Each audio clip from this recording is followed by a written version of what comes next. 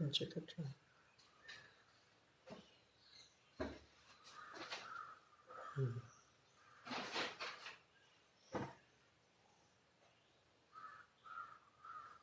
कैसे हैं आप लोग? ठीक है। तो आज से आप लोगों का लाइव क्लास शुरू हो रहा है और ये क्लास सेकंड की इंग्लिश की बुक हमारे हाथ में है और आज पहला चैप्टर जो कि एक पोएम है और ये माँ पे आधारित है और मम्मी से आप सभी लोग बहुत प्यार करते हैं और जब से छुट्टी हुई आप लोग माँ के साथी हैं, तो माँ पर ही आधारित चैप्टर है और ये एक पोएम है।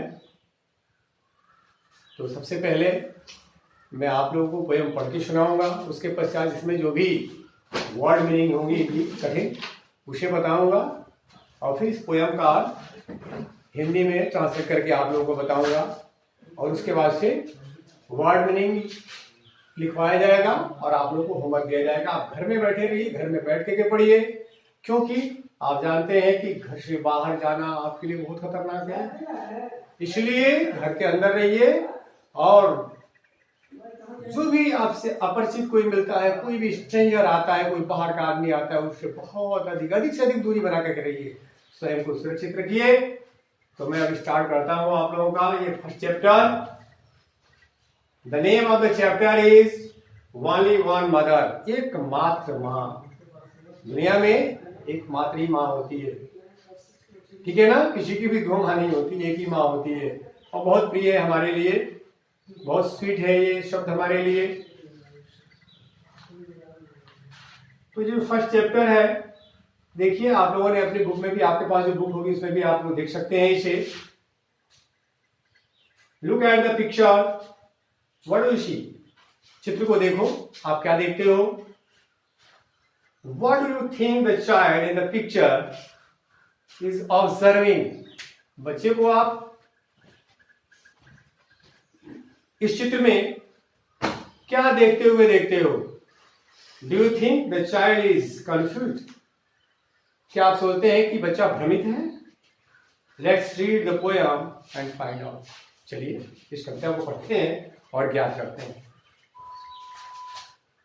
Hundreds of stars in the sky, hundreds of seals on the shore together, hundreds of birds that go singing by, hundreds of lamps in the sunny weather, hundreds of dewdrops to greet the dawn,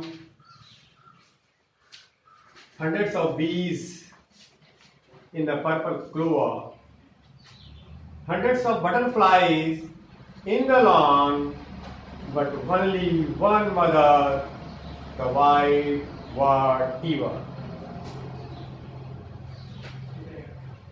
Hundreds of stars in the pretty sky, सुंदर आकाश में सैकड़ों तारे, hundreds of seals on the shore together, समुद्र के किनारे सैकड़ों शंख, hundreds of birds that go singing by,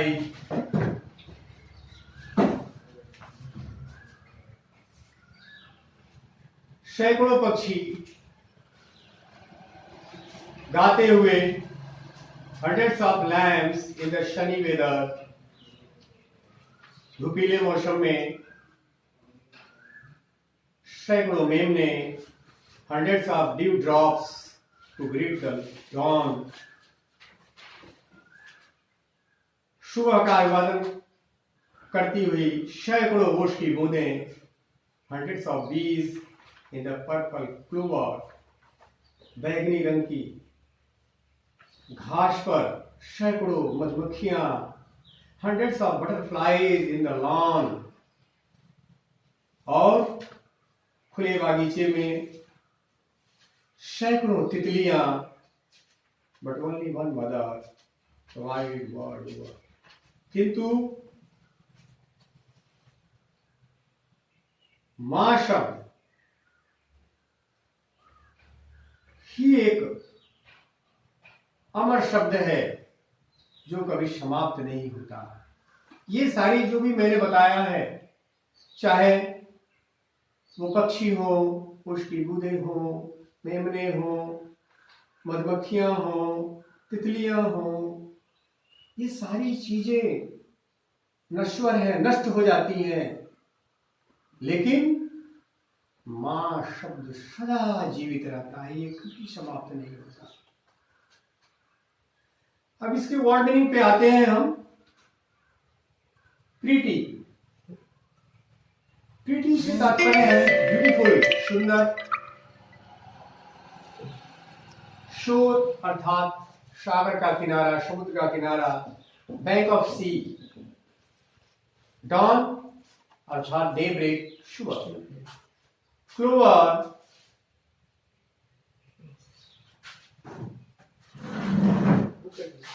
एक प्रकार की नरम मुलायम घास होती है। लॉन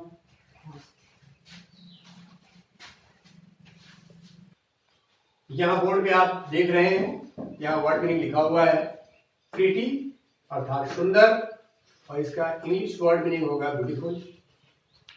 शील्ड्स अर्थात शंख। Hard cover of any animal और थिंग, किसी जानवर या वस्तु का जो कठोर खोल होता है उसे हम शील कहते हैं, शंख भी होता है। शंख देखा होगा आप लोगों ने, जब आप लोग यहाँ पूजा करने के लिए पंडित जी लोग आते हैं तो शंख बजाते हैं, कठोर होता है। शोर अर्थात समुद्र का किनारा, सागर का किनारा, बैंक ऑफ सी। लैम्स मेमना अर्थात शिप्स बेबी, जो भेड़ का बच्चा होता है उसे क्या कहते हैं हम, लैम कहते हैं। डॉन सवेरा, डे ब्रेक, सुबह।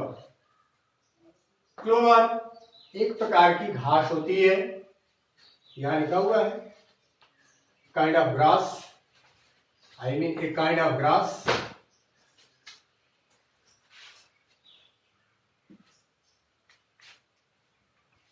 लॉन खुला मैदान, आप देखते हैं आपके घर के आगे जो खुला जगह होता है जहां फूल इत्यादि लगाया जाता है उसे हम लॉन कहते हैं, खुला मैदान। Open space covered with grass. Shani अर्थात दिन, या इसको हम शनि मीन्स भूपीला भी कहते हैं। क्या कहते हैं,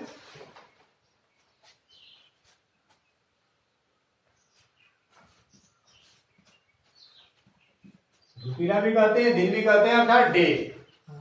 तो इसको बाय हार्ट आप लोगों को लर्न कर जाना है, और इस पोएम को भी बार बार दोहरा लेना है, और बाय हार्ट पोएम को भी आपको लर्न कर जाना है। बस आज के लिए इतना ही, फिर मिलेंगे अगले वीडियो में। Okay, see you again, good bye.